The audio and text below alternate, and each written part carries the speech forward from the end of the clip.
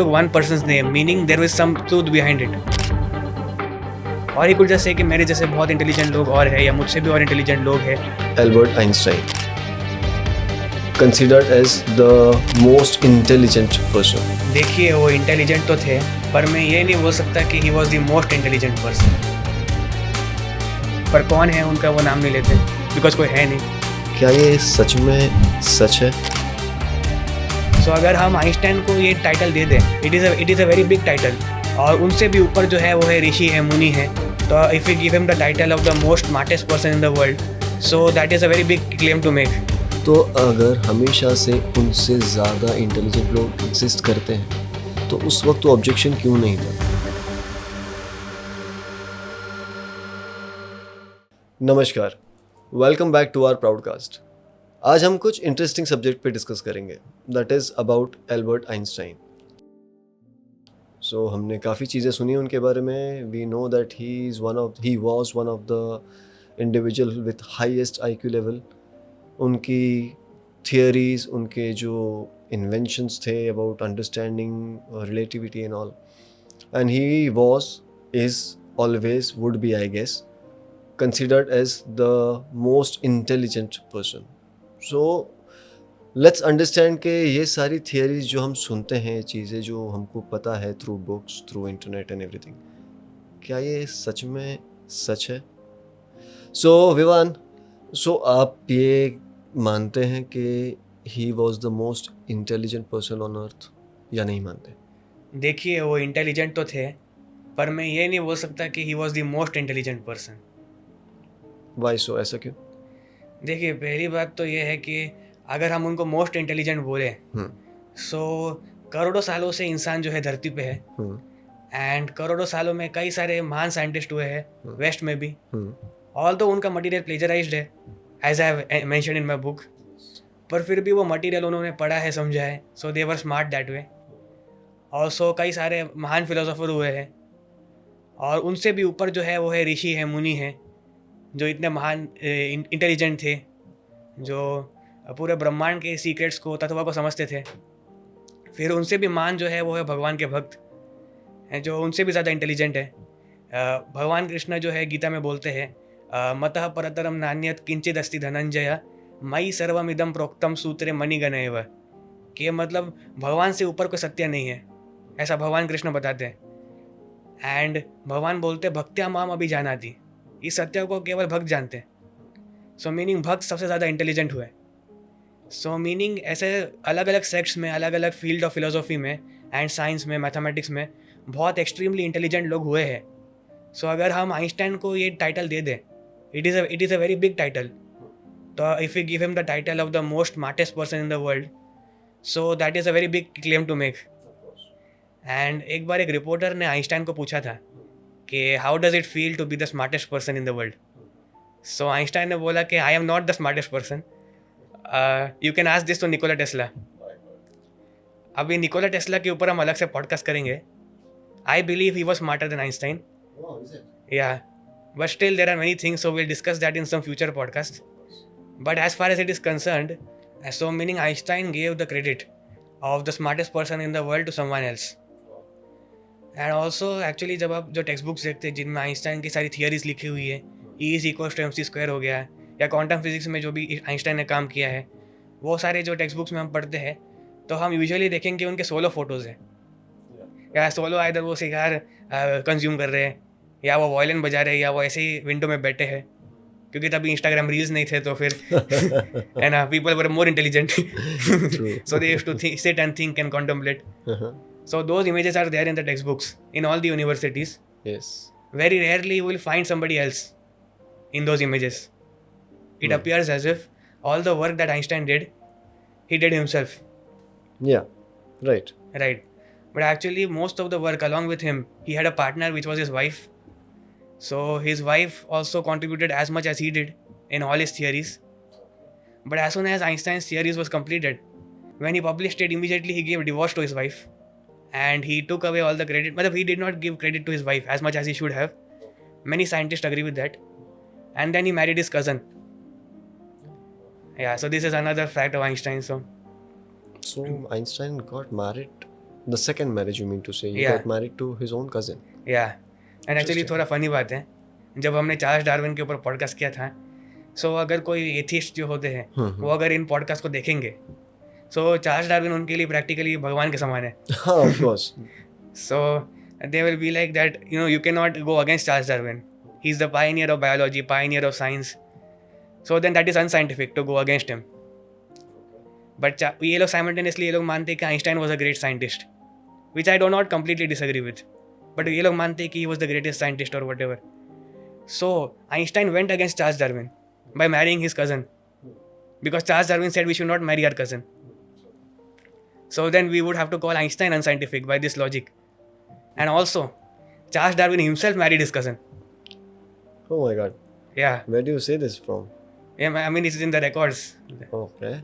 So meaning Charles Darwin went against himself. Yeah.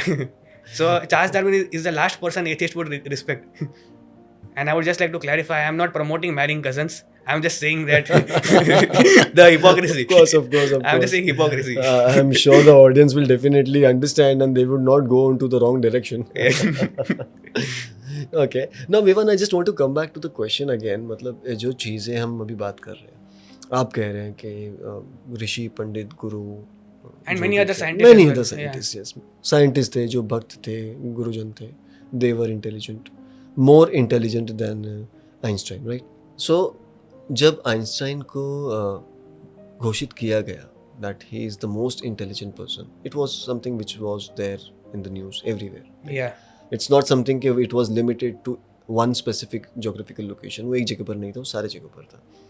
तो अगर हमेशा से उनसे ज़्यादा इंटेलिजेंट लोग एग्जिस्ट करते हैं तो उस वक्त तो ऑब्जेक्शन क्यों नहीं था.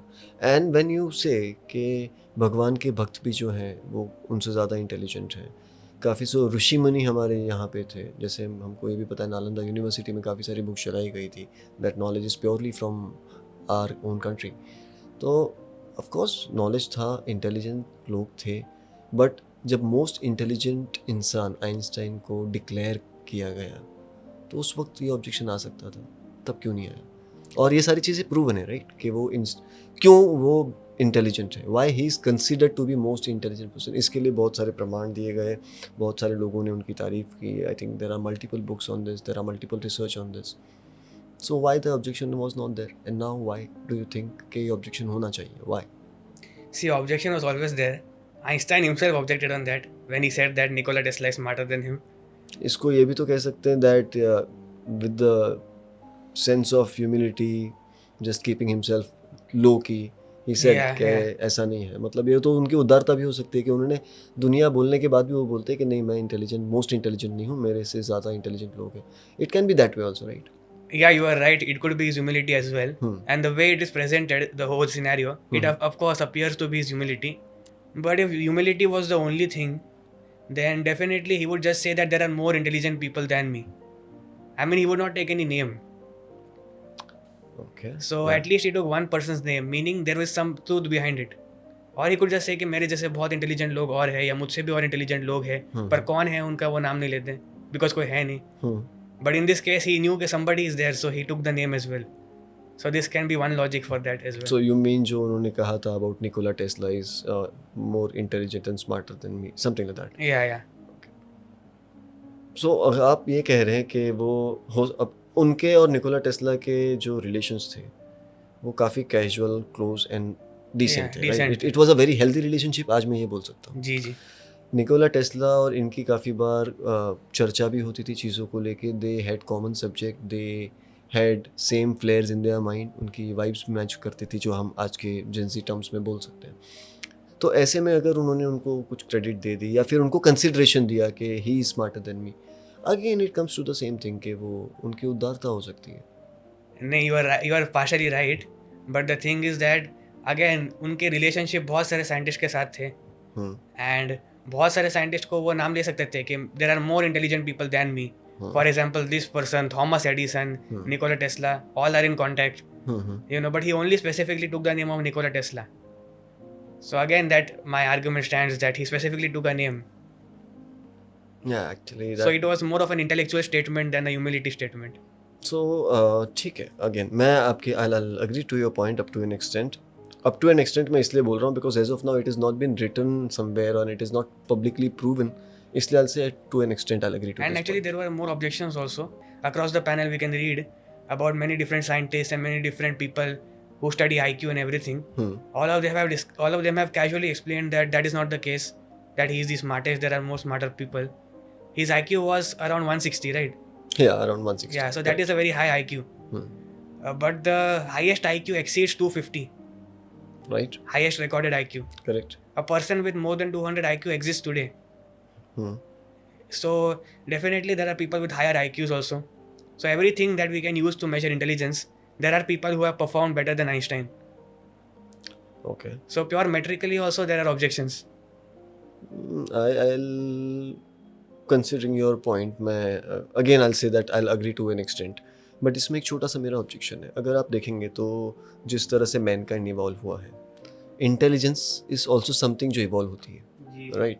आज आप बोल रहे हो कि there are people who have got IQ more than 200, there are the highest IQ is 250. या I know that there are few people जिनका IQ level is about 200, about 225, something like that. There are people, but उस वक्त जब इनको ऐसा इस तरह से सम्मानित किया गया है that Einstein being the most intelligent person, his IQ is 160, उस फेज़ में और कितने लोग ऐसे थे जिनका IQ 200 एंड अबाउ था?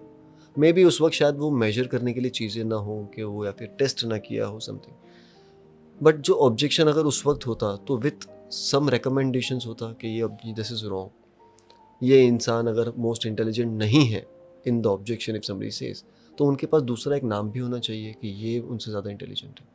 और अगर उनके पास नाम भी नहीं है एंड दे थिंक कि लोगों का IQ लेवल मेजर नहीं किया है who can be a strong contender for Einstein, उनके विषय में बात करके उनको आगे लिया जा सकता था. Maybe some kind of debate, maybe some kind of thing which could have proven a major or a difference between these two, Einstein and somebody else. ये भी तो हो सकता था, बट वो नहीं हुआ.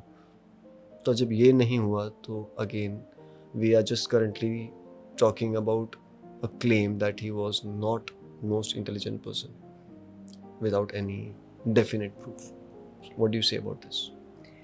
No, actually there were many people holding a higher IQ even at that time. You know, other than Nikola Tesla as well, there were many people who had like IQ of 170, 180, 190. So such IQs existed. And also that time, yes, you are right, the method to measure IQ was different, and you know, the resources were less.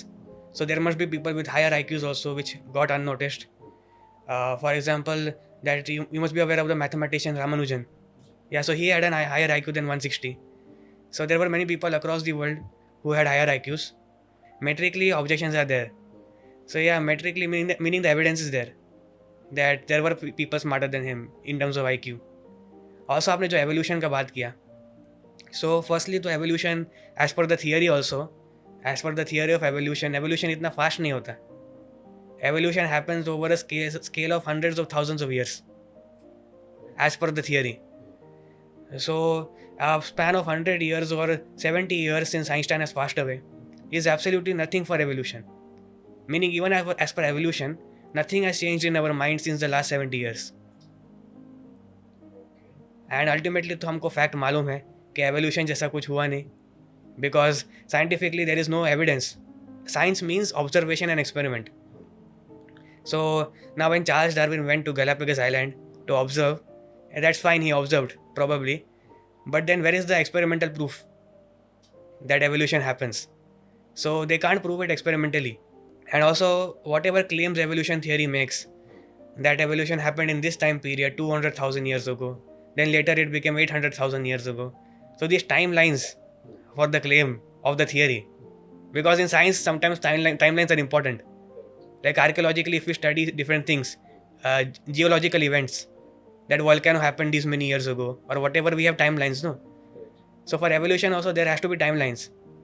But new archaeological excavations show that करोड़ों साल पहले भी इंसान थे धरती पे, और वही टाइमलाइन में डायनासोर भी थे.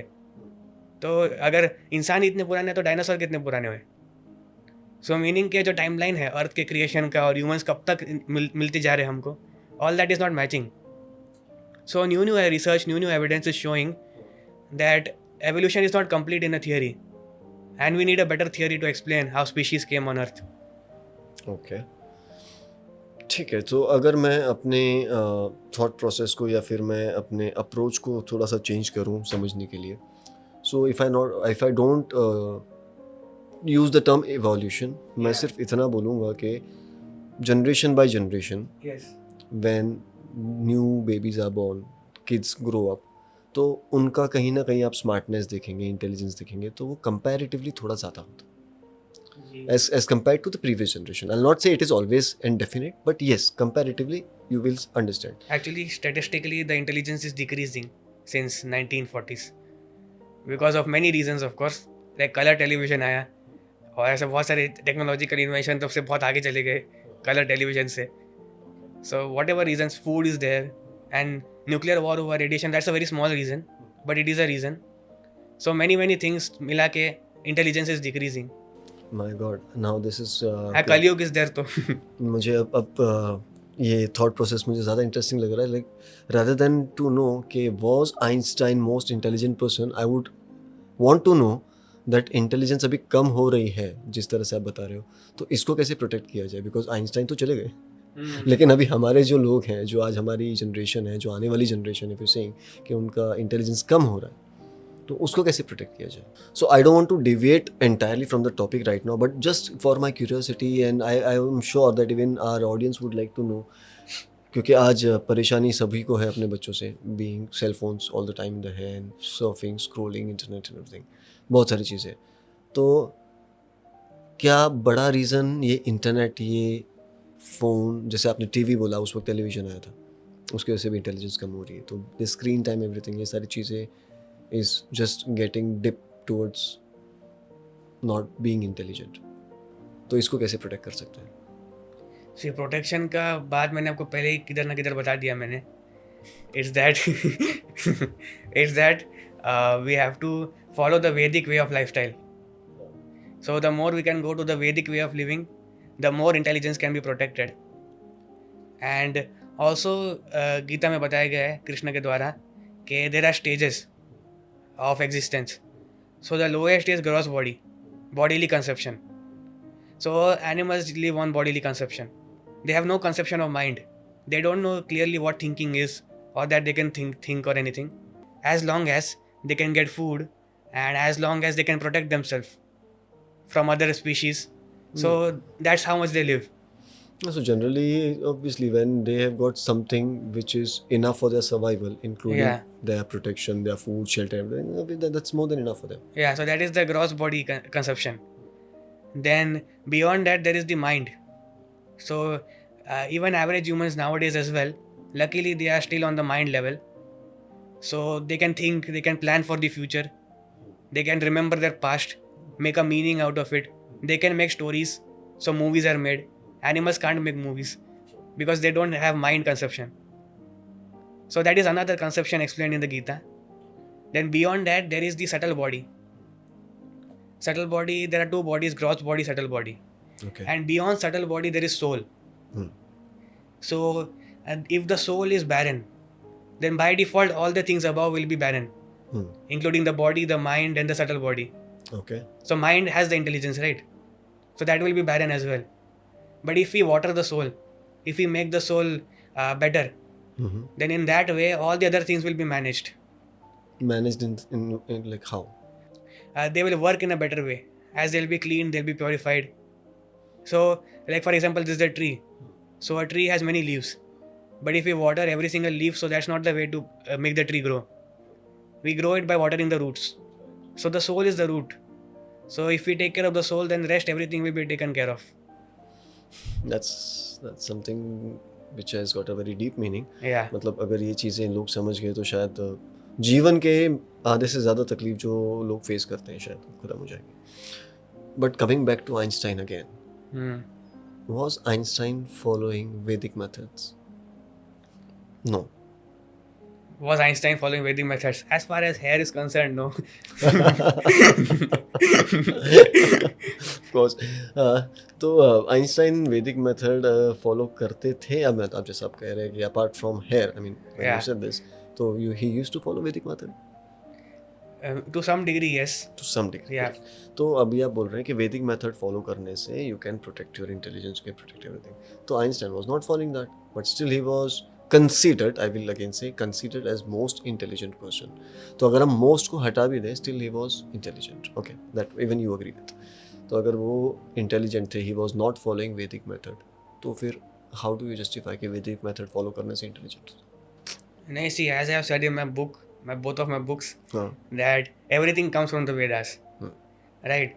But then still there is hierarchy of how important concepts are in Vedas. So there is science. So science is called as avigyan.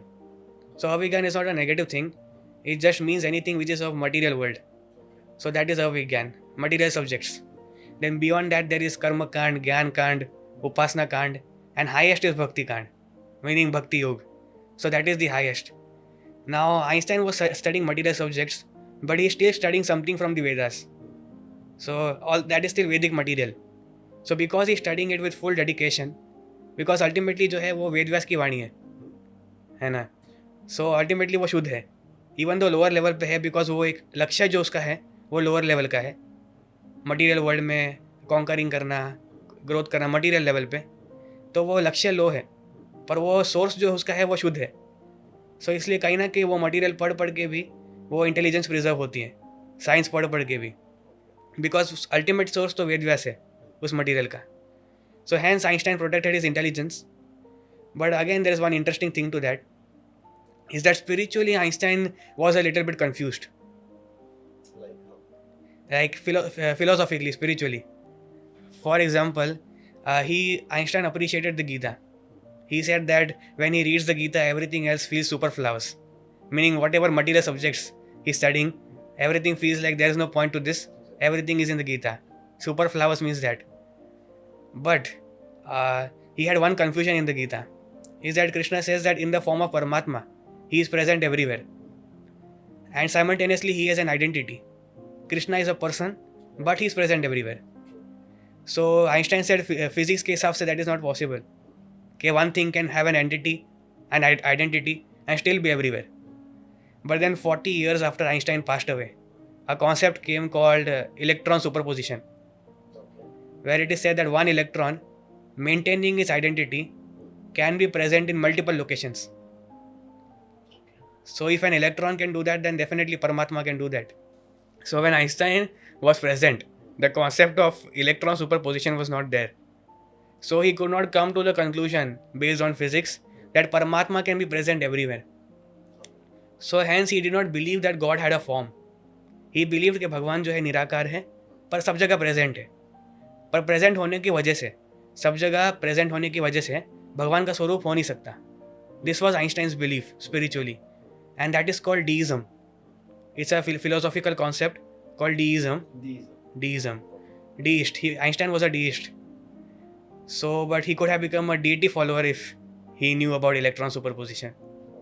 So, again, he could understand material subjects very nicely, which is coming from Ved Vyas.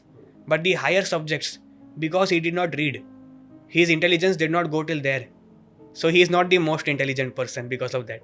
So, जो आपने कहा कि Einstein was a deist, right? Yes. So, he believed that God exists. Yeah. But it does not have a shape, a And form. Actually, one more thing I'll add to that, small thing, is that Big Bang Theory you must be aware of. Yeah, we discussed in one of our episodes. That universe had a beginning and it was a singular point and from there it exploded. So that it is all right. But when Einstein was alive, in the earlier part of his life, Big Bang Theory was also not there. So he believed that universe was eternal. It never started. It never started, it's never going to end. Yeah. So he thought if universe never started, then there is no need for God. Because there is no creator.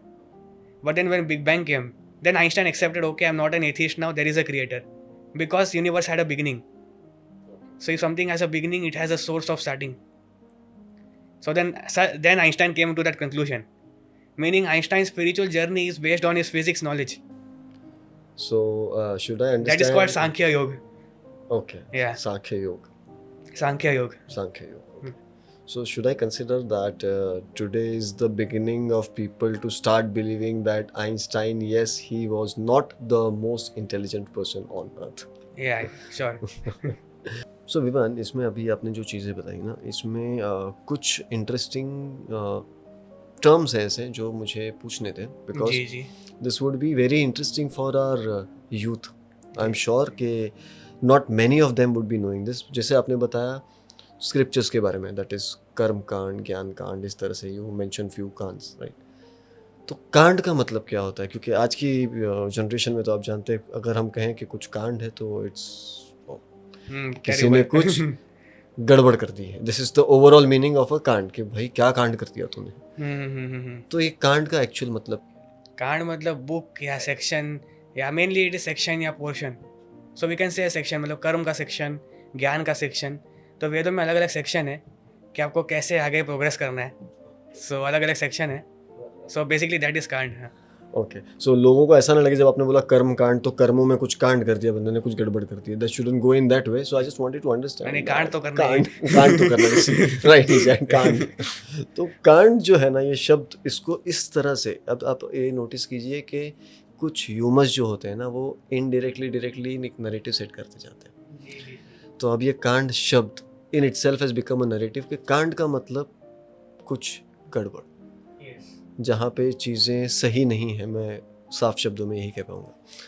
इसी तरह से हमारे scriptures को भी काफ़ी manipulation किया गया है, कि चीज़ों को कहाँ पे रखा गया है, ये नहीं बताऊँ. तो कांड का ये मतलब आज आपने जो क्लैरिटी दी है to our audience, this is the masterpiece what I am gaining from you today. So coming back to Albert Einstein, who is not the most intelligent scientist, so he is the deist, as you said. या So being deist, ऐसा क्या आप कह सकते हैं that he was different than atheist or theist? ऐसा क्या? Because he believed in God but not form and everything. But deist होने के बाद भी वो चीज़ों को accept नहीं कर रहे हैं, and he is considered to be most intelligent person at that point of time. ऐसा क्यों? देखिए, मोस्ट इंटेलिजेंट का तो मैंने क्लैरिफाई कर दिया. पर जो he is different from an atheist, क्योंकि वो भगवान के अस्तित्व में तो मानते हैं, जो बिग बैंग की वजह से. करेक्ट. तो अभी वो भगवान के अस्तित्व में मान रहे हैं in the latter part of his life. पर वो जो है वो भगवान के स्वरूप पे नहीं मान रहे. मतलब वो विश्वास करते कि क्योंकि भगवान हर जगह उपस्थित है, तो सर्वसाक्षी सर्वव्यापी है, तो उनका स्वरूप नहीं हो सकता. और अगर उनका स्वरूप है तो वो सर्वसाक्षी सर्वव्यापी नहीं हो सकते. तो ये जो फिलॉसफी है, ये डीइज्म है. और थीइस्ट वो होंगे जो मानते हैं भगवान का स्वरूप भी है, और स्वरूप के साथ साथ भगवान हर जगह प्रेजेंट भी है. तो basically that is called theist. So that's what differs him from theist and atheist. But he is not an agnostic also. An agnostic would be a person जो कि कन्फ्यूज्ड है कि भगवान है कि नहीं है. मतलब हो भी सकते हैं, नहीं भी हो सकते हैं. हमारे पास उतना ज्ञान नहीं है तो हम कन्फर्म नहीं है. तो that is agnostic. When I was young in my school days, तो मैंने एक स्टोरी सुनी थी about Albert Einstein. I will not say that this is true story or not a true story, but वो story कुछ ऐसी थी कि एल्बर्ट आइंस्टाइन के पास एक पेट थी, एक बिल्ली थी उनकी, जी जी और वो डोर से बार बार अंदर बाहर करते, तो he used to get disturb. तो व्हाट ही डिड इज, उन्होंने डोर के बाजू में एक छोटा सा होल बना दिया दीवार में, so that she can freely come in and go out without disturbing him. After few months उस कैट ने कुछ किटन्स दिए, कुछ बेबी किटन्स. तो उन्होंने उस बड़े होल के बाजू में एक छोटा होल और बना दिया, so that the kittens pass away. Yes yes. So this is the stage, and this is a question for the most intelligent man then said that way, that वो confused भी तो हो सकते हैं, जैसे आपने बोला कि हाँ. So as you said that he is not agnostic. या तो so अगर ये स्टोरी सही है तो don't you think that he can be agnostic, because अगर वो इस चीज़ में कंफ्यूज हो सकते हैं कि एक hole is not enough for 2 kittens और 3 किटन्स टू पास बाय, तो वो उस चीज़ में भी एग्नोस्टिक हो सकते हैं कि गॉड है कि नहीं है, क्योंकि कभी वो सोच रहे गॉड है और कभी वो सोच रहे गॉड नहीं है. फॉर्म है लेकिन फॉर्म नहीं है. जी जी. देखिए,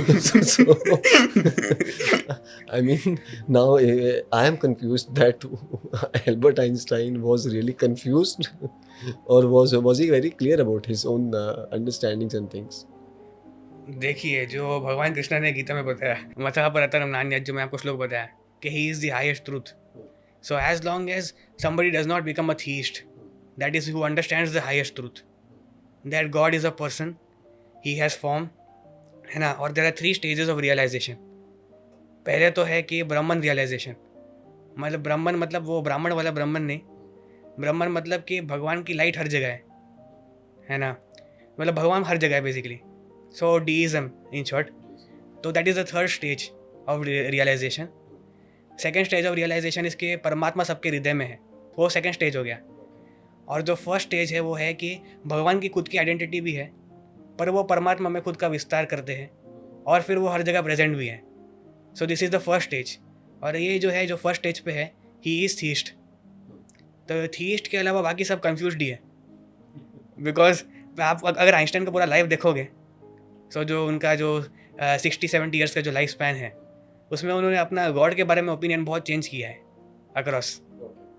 सो अगर उन्होंने अपना ओपिनियन इतना चेंज किया है, so definitely a confused person only changes his opinion. So can I say he just evolved his mindset? Yeah, he evolved his mindset, yeah. So Yeah, he is confused. If we consider agnostic to be confused, then yes, everyone is confused. everyone's confused. Yeah. So yes, this was an interesting discussion with you, Vivan. I'll just would end up the discussion right now because as far as I am concerned, मुझे लगता है yes, I have agreed to this point that he was not the most intelligent person on earth. Yes, Yeah. I'll agree to this point now. अगर हम लोग podcast को increase करेंगे तो audience confuse हो जाएगी। So let's not make them agnostic. Yeah. So I hope आप लोगों को ये इन्फॉर्मेशन कुछ इंटरेस्टिंग लगी हो, या फिर इसमें अगर आपको कोई ऑब्जेक्शन या कुछ हो तो do comment. We would also like to understand that what are the objections from the audience point of view, and हम जो भी बेस्ट हो सके उसके सोल्यूशन में भी हमारे नेक्स्ट एपिसोड में लेके आएंगे. Till then take care guys. Thank you so much. नमस्कार.